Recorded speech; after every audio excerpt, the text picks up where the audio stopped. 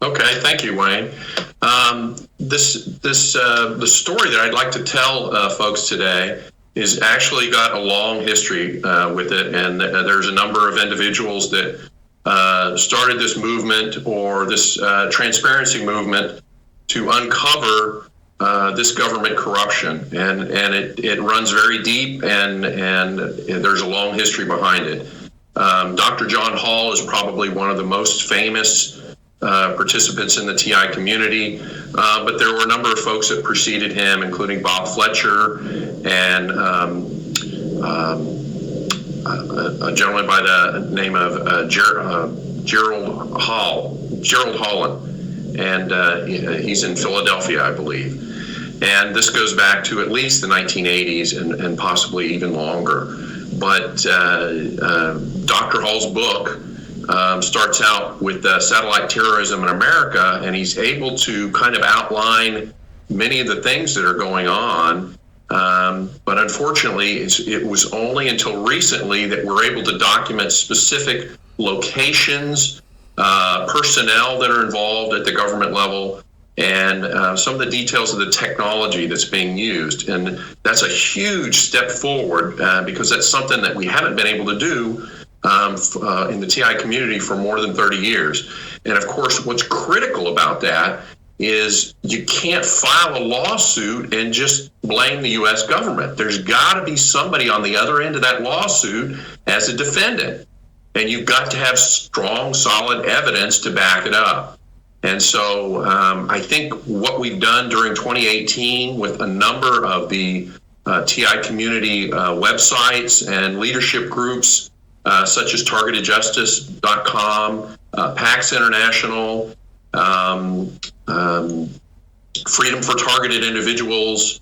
There's a large number of them, and you can find them on my website at rlighthouse.com. I should mention that all of the ebooks for targeted individuals on my website are free. I encourage you to download them. I also have a number of books on technical subjects, but that's really not part of our discussion today. So one of the things that I'd like to emphasize starting off is there's a great deal of disinformation in the TI community, and that's very deliberate on the part of the CIA. And in my opinion, the CIA really runs this show from the highest levels of government. There are many high-ranking government officials that are involved with this, that have full knowledge of it, that continue to fund it from one year to the next. And the amounts that go into this targeted individual program run into the many billions, many billions. And this has been going on for many years. It's disturbing on many levels that our government and individual government employees would be willing to stoop to the level of torture, literal torture on a daily basis for more than 1 million people worldwide. I've recently written a book called Targeted Individuals Estimated Numbers, and the best estimate that I can provide is about 170,000 adults in the United States are currently being targeted as targeted individuals. And many in that group, unfortunately, are not even aware of the program. They're told by their doctors that they're hearing voices in their heads and that they're just delusional and that they need to take strong doses of medicine and that will solve the problem. And unbeknownst to both the victim and the doctor is it's part of a very sophisticated CIA program that extends from the days of MK Ultra. Frank Church, a senator from the 1970s, tried to shut these programs down, illegal programs by the CIA down.